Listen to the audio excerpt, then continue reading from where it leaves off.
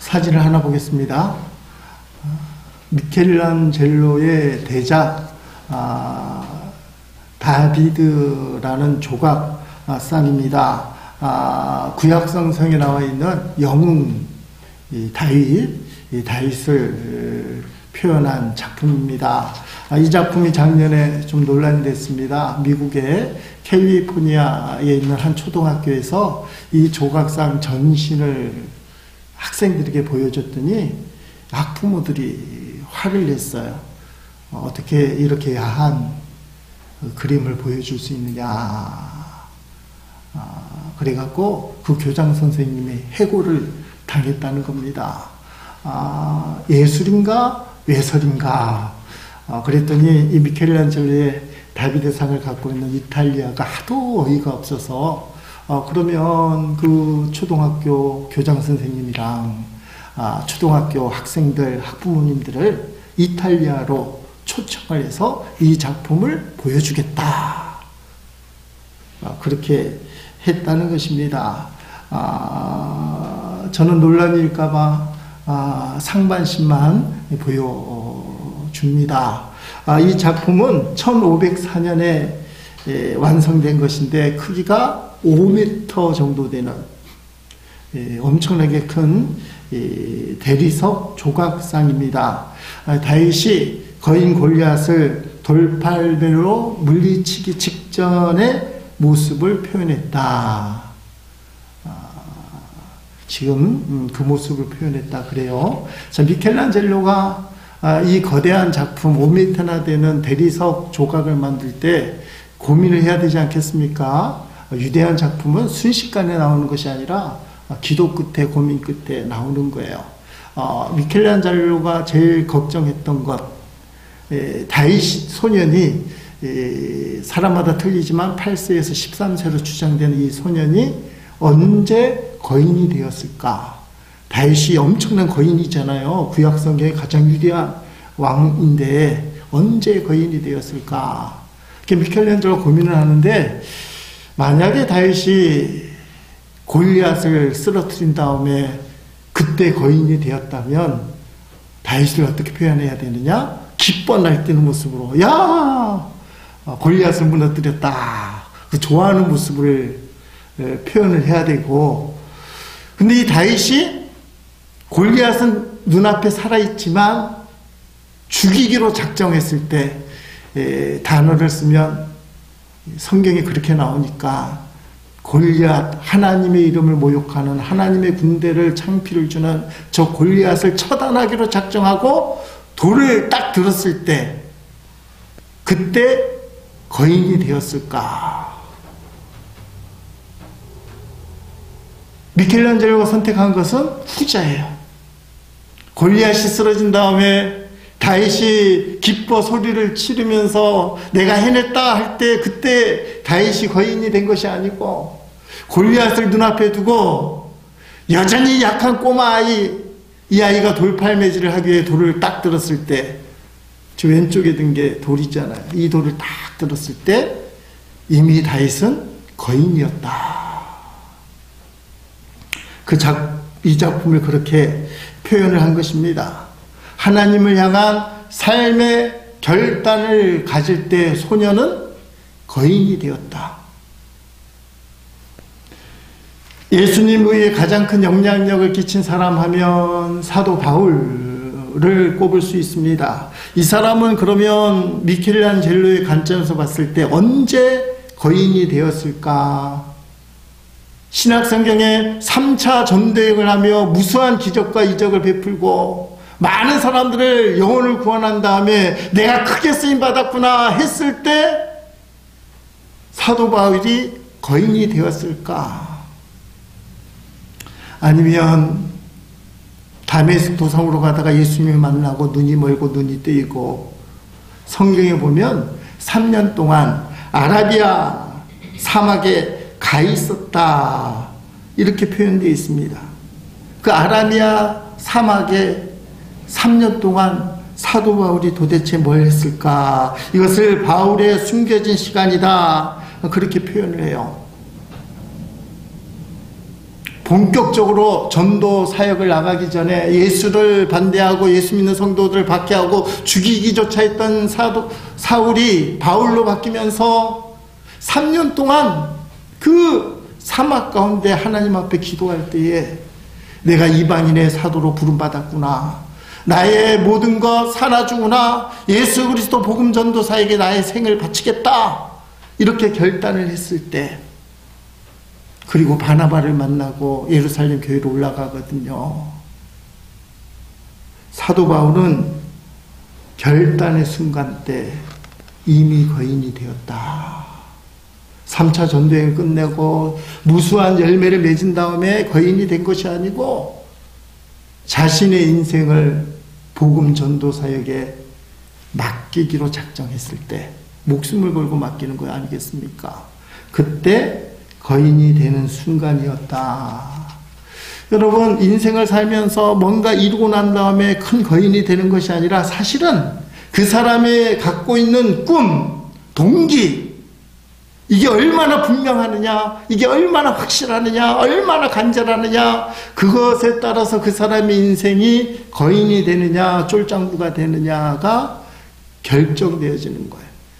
2025년도 1월 5일 첫 번째 주일을 시작하면서 저와 여러분은 골리앗 앞에 선 다윗처럼 아라비아 사막에서 그 푹푹 찌는 햇빛 아래서 고행하며 기도하던 바울처럼 우리가 결단을 할 때 우리는 이미 거인이 될 것이다. 2025년을 다 아직 살지는 못했지만 그 마음을 먹었을 때 우리의 모습은 거인으로 점점 변화될 것이다. 꿈을 가져야 돼요.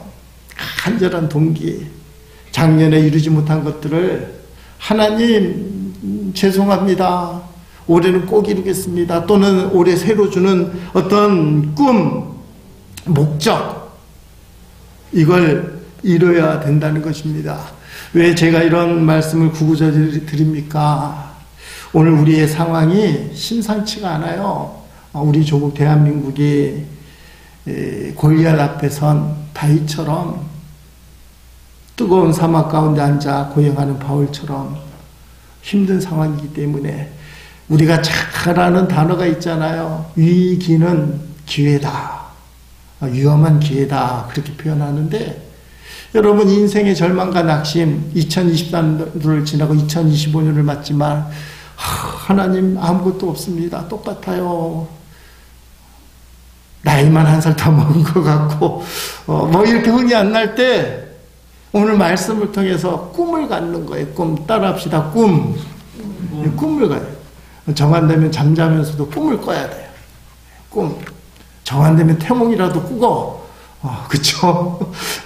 괜한 말을 하긴 했지만 뭔가 이루려고 하는 몸부림, 이게 필요하다는 것입니다.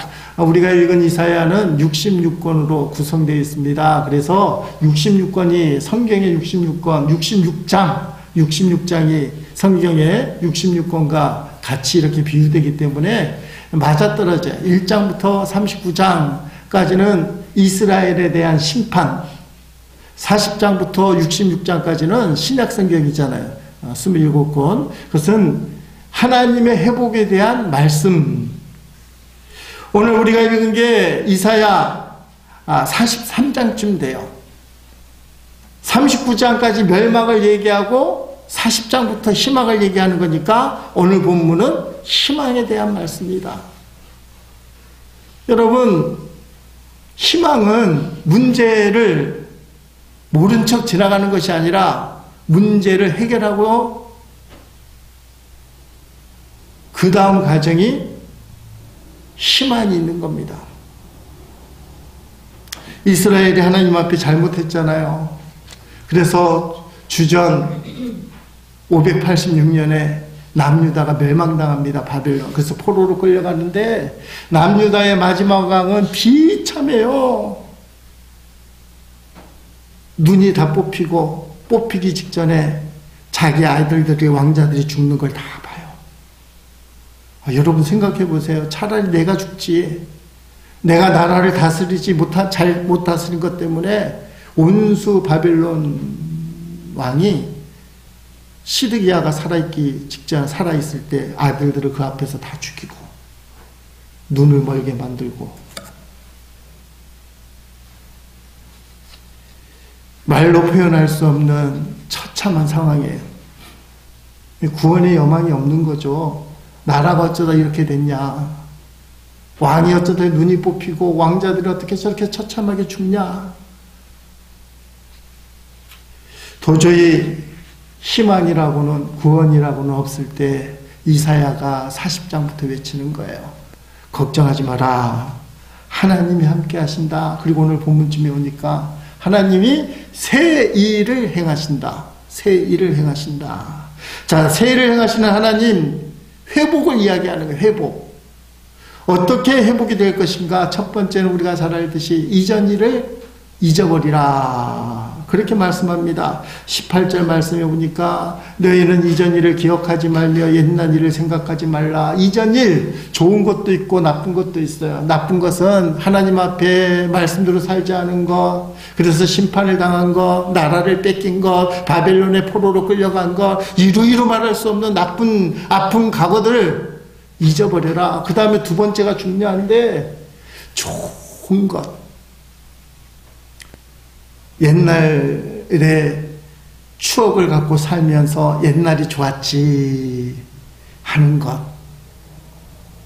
라떼 사람들, 우리 같은 이제 나이 든 사람들 옛날 추억하면서 옛날이 좋았지.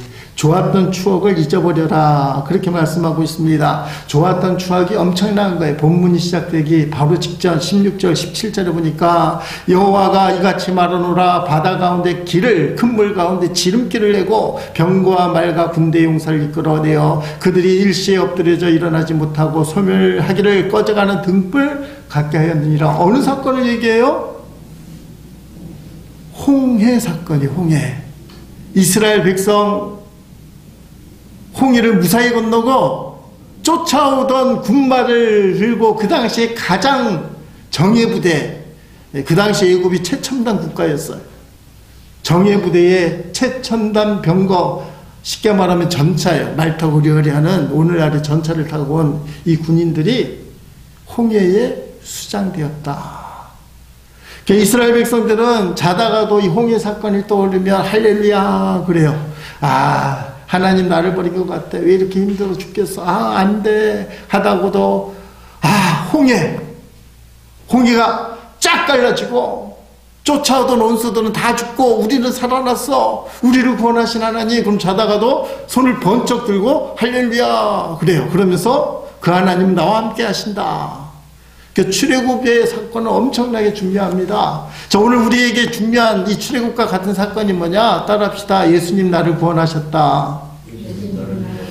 힘들어 죽겠어요. 하는 게 다 꼬이고 너무 마음이 아프고 감기도 걸리고 사람들을 나에게 별로 잘 대하는 것 같지도 않고 그래서 약효가 다 죽어갖고 힘도 쪽 빠져갖고 못하고 막 그럴 때 뭘 생각해요? 예수님이 날 구원하셨대. 나 같은 자를 구원하셨대. 그러면 두 손을 번쩍 들고 할렐루야. 자, 한번 해봅시다. 두 손을 번쩍 들고 할렐루야. 시작. 할렐루야. 예. 자다가도 번쩍 들고 할렐루야 하면 새 힘이 돋아요. 독수리 날개 펴듯이 올라갈 수 있다는 것입니다. 옛날 일을 왜 잊어버려라 하냐? 좋은 일도 있고 나쁜 일도 있어야 되는데 현실이 중요하다는 거예요. 현실. 현재가 중요하다. 옛날에 머물러서는 안 돼요. 옛날에 머문 사람들은 거의 다 노인 아니겠습니까? 그래서 운전을 하는 경우를 치면 백밀러는 가끔 봐야 되지 백밀러만 보고 운전하면 사고 납니다. 백밀러만 보고 운전을 하면 사고가 나요. 과거는 과거일 뿐 새로운 하나님의 역사를 기대해야 된다. 습관과 전통도 중요하지만 새롭게 하나님은 어떻게 역사하실까? 늘 이것에 대한 기대가 있어야 돼요. 저는 늘 그런 생각을 갖습니다. 우리가 해오던 것 중요해요. 근데 꼭 그대로만 하려고 할 때 문제가 생긴다는 거예요. 그거는 아무런 준비를 안 해도 노하우, 여태까지 했던 방법이 있고 그걸 알기 때문에 별로 준비 안 해도 그거는 시행이 돼요. 근데 새로운 일은 처음 가는 길이기 때문에 두렵기도 하고 안 되면 욕도 바가지로 먹을 것 같고 고민스러워요. 근데 하나님은 누구를 통해 역사하시냐? 새로운 일을 감당하는 사람. 그게 오늘 본문에 보니까 광야에 길을 내고 사막에 강물을 내는 사람. 하나님 그렇게 얘기하고 있습니다. 자, 왜 사막 이야기, 광야 이야기가 나옵니까? 이스라엘 백성이 현실이 사막이고 광야예요. 하나님이 우리에게 믿음을 주시고 꿈도 같지만 현실은 여전히 사막이에요. 현실은 여전히 갈 곳 모르는 광야입니다. 하나님이 함께 하실 것 하나예요. 골리앗 앞에선 다윗은 돌팔매질을 하기 위해 돌을 하나 딱 들었습니다. 자, 이때까지 현실은 저 조그만 놈이 돌 들어서 뭐하게, 창도 없고 칼도 없고 단검도 없고 골리앗이 하는 말이에요. 이 꼬마야, 개 같은 애야, 네가 지금 나하고 소꿉장난하는 것도 아니고 칼도 없고 창검도 없고 아무것도 없는 네가 그 돌 하나 듣고 뭘 하게? 그렇잖아요. 그 돌 하나 두고 뭐 하게? 지금 현실이 그거 같다는 거야. 아니, 돌 하나로 어떻게 저 무시무시한 골리앗을 이길 수 있단 말입니까? 근데 우리 너무 뻔히 잘 알고 있어요. 그래서 생각 없이 아멘을 해버리네. 돌 하나 갖고 골리앗을 무너뜨릴 수 있죠. 할렐루야, 아멘. 따라합시다. 고민 없는 아멘은 거짓말이다. 너무 믿음이 좋은 척하면서, 여러분, 다윗이 돌팔매질을 하면 골리앗이 죽을까요, 안 죽을까요? 죽습니다. 할렐루야, 아멘. 너무 좋아요. 믿음도 좋고 성경도 빠삭 아는데 눈앞에 골리앗이 아닌 요만한 사람 앞에서 벌벌 떠는 게 그 사람이에요. 다윗은 뭣도 모르는 길가에 돌멩이 하나 잡았지만 여러분의 손에는 십자가가 있잖아요. 구체적인 증거가 있잖아요. 예수님이 2000년 전에 우리를 위하여 십자가에서 모든 능력을 행사하시고 구원을 허락하셨잖아요. 이렇게 분명한 증거가 있고 이게 우리 손에 주어졌는데도 조그만 세상 보면 아이고 이거 갖고 뭐해, 꼬리를 내리고 도망가요. 그걸 이제 솔직하게 자기 평가를 해야 돼요. 이스라엘 백성의 현실은 광야입니다. 길이 없는 곳이에요. 어떻게 살아야 할지 모르고 도대체 어떻게 가야 할지 감히 모르는 깜깜한 상황입니다. 근데 믿으라는 거, 뭘 믿어요? 길을 내신다, 하나님이. 사막은 어떤 곳입니까? 준비한 물이 떨어지면 죽는 곳이에요. 그래서 물을 아껴 먹어야 돼요. 그런데 떨어지면 죽습니다. 이때 필요한 것은 목을 죽일 수 있는 생수. CU 편의점에서 500ml도 말고 350ml짜리 600원짜리 생수 하나면 돼요. 그렇잖아요. 그거 마시면 3일은 버틸 수 있어. 하나님이 달랑 생수 350ml짜리 딱 갖다 주면서 3일을 버텨라 이렇게 말씀하시나요? 좀 말도 안 되는 얘기를 하셔요. 그러니까 너무 기가 막히니까 겉으로는 아멘 하면서도 그냥 생수나 주시지. 하나님이 뭘 주신다고 그래요? 따라합시다. 강물. 그러니까 이해가 안 돼요. 하나님 그냥 생수만 주면 이거 받고 마시고 버티면 돼요. 근데 하나님이 겨우 달랑 버틸 수 있는 생수를 주겠다는 것이 아니고 사막, 거기에 강물을 주겠다. 그러니까 사실은 믿음이 더 작동이 안 돼요. 아니, 하나님 강물 필요 없고 생수 한 통, 혹시 가능하면 생수 3통, 더 가능하면 10통 정도만 주면 넉넉합니다. 하나님을 제안하는 거예요. 2025년도에 하나님이 어떻게 역사하실지 아무도 몰라요. 근데 말씀이 뭐예요? 사막에 강을 내리라. 사막을 걸어가는 인생에게는 단량 생수 한 통 있으면 되지만 그 정도로 역사하지 않고 너에게 강물을 내리라. 근데 조건이 있습니다. 하나님만 바라봐야 되는 조건.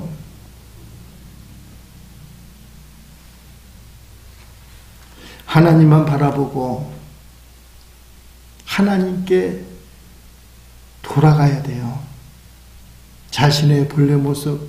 누가복음 15장은 너무너무 중요한 이야기. 돌아온 둘째 아들 탕자 이야기. 자기 몫의 재산을 홀라당 받아갖고 다 써버립니다. 허랑방탕. 그리고는 돼지우리에 지엽 열매 없어서 또 돌아다녀요. 다 잃고. 이 사람이 인생의 광야 사막에 섰을 때 언제 회복이 되느냐. 누가복음 15장 15절부터 17절에 보니까 그는 그 마을에 사는 한 사람에게 가서 도부살이를 하였다. 엄청난 재산을 다 허랑방탕하고 날렸어요. 집주인은 그를 들판으로 보내 돼지를 치게 하였다.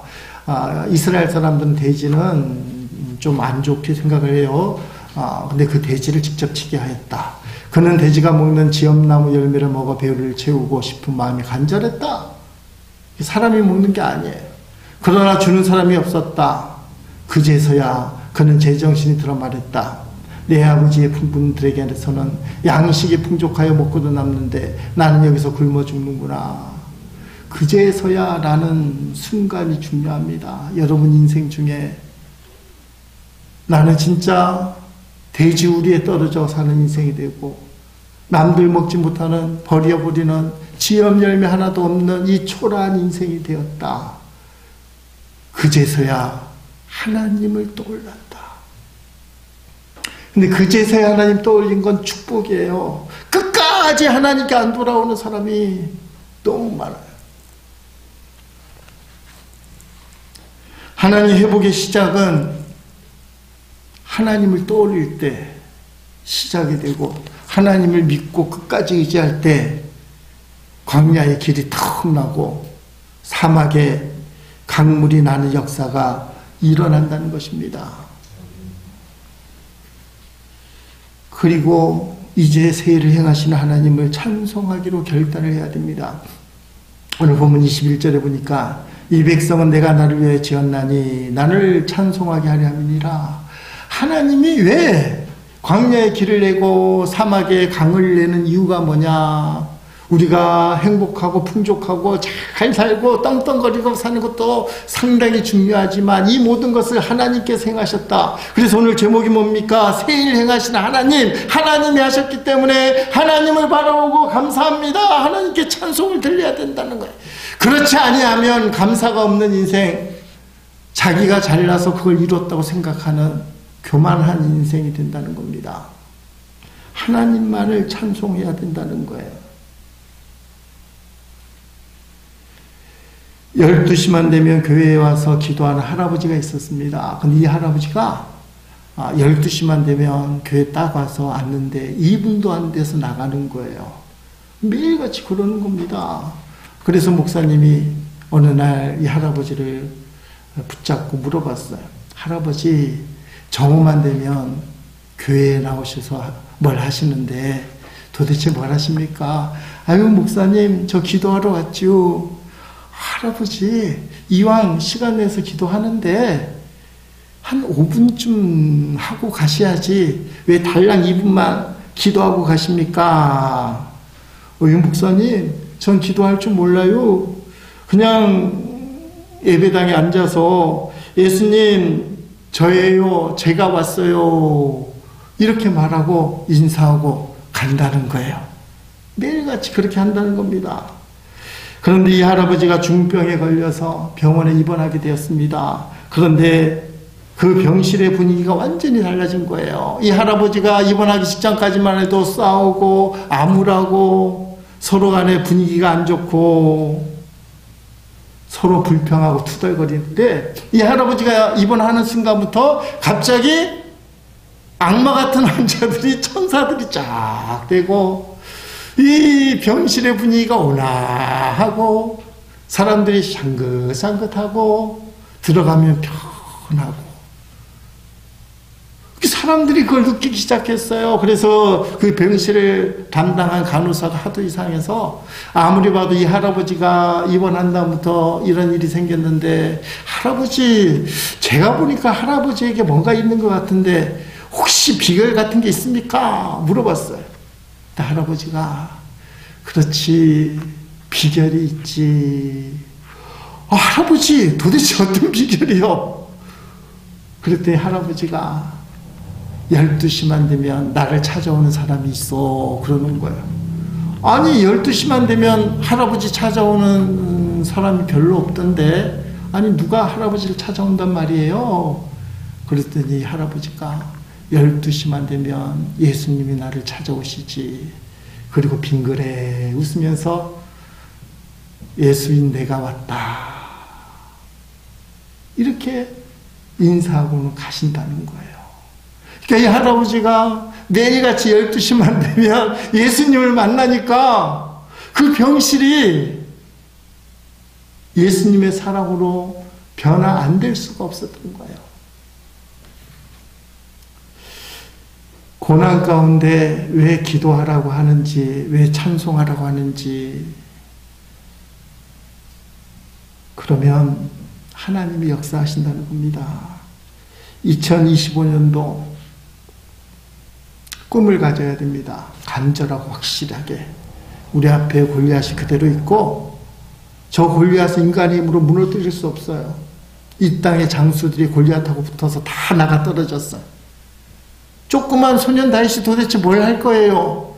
근데 그에게는 믿음이 담긴 돌이 들려 있어요. 확신에 찬 눈빛이 있어요. 던지기만 하면 골리앗은 죽는다. 골리앗이 죽어요? 죽어요? 아까 제가 하도 심한 말을 해서 죽어요 대답하기가 힘드신데 죽어요. 아직 안 던졌지만 던지면 죽어요. 오늘 우리가 그 결단을 하는 거예요. 세상은 그대로 있어요. 상황도 안 바뀌었어요. 날짜만 바뀌었지. 달만 바뀌었지. 현실은 그대로예요. 미켈란젤로가 선택한 어린 소년이 거인이 된 것은 골리앗이 무너지기 직전에 시퍼렇게 골리앗이 위협할 때 돌 하나 든 그 다윗의 결단, 그때 다윗은 거인이었다. 하나님이 오늘 저에게 얘기합니다. 너희는 거인이다. 예수 그리스도의 십자가 너의 손에 있다. 그 십자가가 세상을 이겼다. 세상보다 큰 하나님이 오늘 너와 함께 하신다. 그 하나님이 광야에 길을 내고 사막에 강을 내시겠다고 말씀하신다. 현실은 바뀌지 않아도 새 행하시는 그 하나님을 믿고 간절함으로 믿음으로 나아가라. 광야에 길이 나고 사막에 강물을 내시는 그 하나님 반드시 만나게 될 것입니다. 그때 부를 찬송을 미리 하라는 거예요. 그때 부를 찬송을 미리 하라. 2025년도 현실이 바뀌지 않았지만 마음의 결단을 하시길 바랍니다. 새 일을 행하신다. 나는 그 하나님을 믿는다. 나는 그 하나님 때문에 사막에 길이 나고 사막에 간이 나고 광야에 길이 나는 것을 체험한다. 하나님 감사합니다.